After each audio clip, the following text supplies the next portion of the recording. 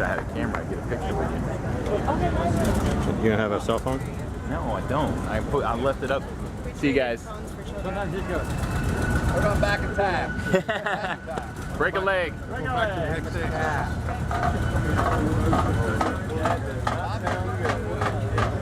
Ooh, that sounds wicked.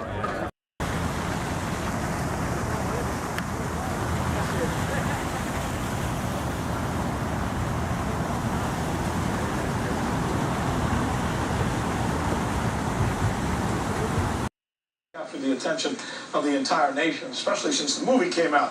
One man with particular interest is right here in South Florida. He's got what probably is the largest private collection of John F. Kennedy memorabilia that JFK actually died in. Town 7's Rochelle Bridges has the story.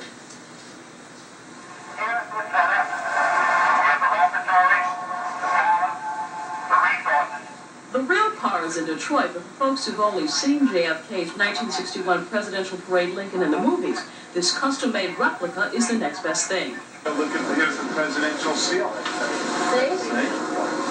That's for the President of the United States. What did they give him? This man bought it. What man? That man is Fred Shisheli. He has the car and 20,000 other Kennedy pieces, making him the largest private JFK collector in the country. They were up 20,000 feet, to do a sailboat going downhill. This pin right here, it says Jack Kennedy.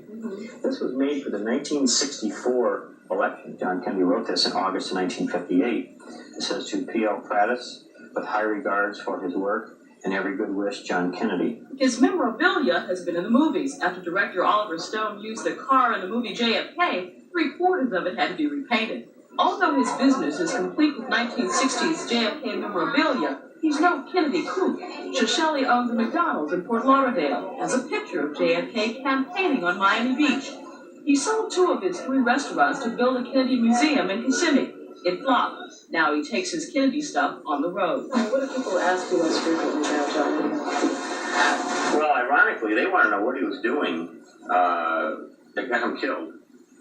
And that's a question that I guess you can answer if you really want to stand and take 45 minutes politically what he was doing that got him killed. A lot of people feel he must have been doing something that got him killed. Now, in many of the movies, the association was ending the Vietnam War. He started collecting when he was 9 years old. I told my teacher at exactly noon on Friday, November 22nd. I said, you know, Mrs. Reuter, I want to meet him someday. And she said, well, that's good. At 2:30 in the afternoon, she walked up to me. She actually walked out of the room. She came back in crying. She walked directly to me. She started hugging me and crying. She said, he's dead. Everybody has a hero, Shelley says. Kennedy isn't a bad one to have. Rochelle Bridges, Channel 7 News. Shelley says he hopes to someday open a museum near the Kennedy Space Center, honoring, of course, JFK. That traffic today may have been caused by a reproduction of JFK's iconic convertible limousine. Today, we got an exclusive look at it and a ride around downtown Dallas. President Kennedy had a telephone. He can talk to the White House. This is the president. It's like a time machine. This is a 1961 Lincoln. Specifically built. It's from the exact blueprints of Kennedy's car. Down to the smallest detail. The radio's upside down. To produce a trip right back to the era of JFK. These are called jump seats. This replica of his presidential limousine. This is from the original bolt of material from President Kennedy's car. Is so close to the real thing. You get that moment of silence where it's just like, really? I mean, it's here? Something unbelievable. It's become a favorite of photographers. Some of the flags, the interior of the car. Amateur and professional. Tomorrow, the car will star in the Stephen King-inspired series 11/22/63. This is the 9th movie that this car has been in. It first appeared in Oliver Stone's movie JFK in 1991. Owner and JFK history buff Nicholas Shelley took us for a ride just blocks away from the set at Dealey Plaza. Driving in here is all different than any other city it's been in. The limo stops traffic. Thank you. As drivers admire it. This keeps the memory going. Shelley loves lending his car to JFK Productions, but all the movies and all the years later, he says, the ending still comes as a shock. I wait for it not to happen. That's what I wish it would not happen, but it always keeps happening. Jason Wheeler, Channel 8 News. That time may fade, so one Broward man has made it his mission to take Americans on a tour inside Camelot. 7's Craig Stevens has a story. Unfurling the flag on this perfect replica of John F. Kennedy's limousine brings back memories of that November day in Dallas. What happened here in that 6 seconds defined America, and we're still talking about it today. The President and First Lady greeted the cheering crowds from the limo. It appears as though something has happened in the motorcade group. But no one realized the horror to come. President Kennedy has been shot. Nick Shelley was just a kid when that happened. They couldn't figure out what was happening. What do you mean he was shot? What do you mean he's dead? The end of the president's life marked the beginning of a lifelong passion for Nick, collecting all things Kennedy. I got to know many of the Kennedy family members, and they have helped me build my collection. He now owns more than 10,000 items. This photograph was actually taken on US 1 in Miami. This is an original oil painting that was done as a presentation for the US stamp. Nick has toured the country with his collection, giving people a unique look inside Camelot. 330,000 people passed through this exhibit at the New York State Fair.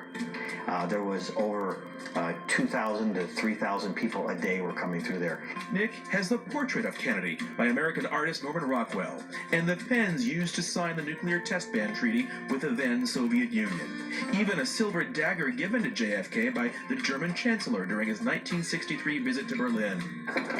But for Nick, his most prized possession is this 1961 Ford Lincoln, identical to the one Kennedy was riding in the day he died. It's Kennedy blue. Believe it or not, he actually picked this color himself. This car has been in 11 different movies. Movies like JFK starring Kevin Costner. We actually took the car into the White House garage, and all the Secret Service agents came out, guns, everything, and took photographs of the car. He also has personal items in the collection, like JFK's sweater. It was a gift actually from the children, and this was left at the LBJ Ranch November 22nd. My favorite item would be his jewelry box. It was given to him in 1946 by his dad, by Joe Kennedy. The sets of cufflinks and religious medals give an intimate glimpse into Kennedy's personal life and connects people with an important part of American history. We all have something to give back to the community. Mine has been, I planted the seed of history into somebody. And now, with the recently released FBI documents revealing details of the assassination investigation, we remember that terrible day all over again. I'm telling you, I don't feel so good. My heart is aching. The day South Florida and the nation shed tears for a lost president. I'm Craig Stevens, 7 News.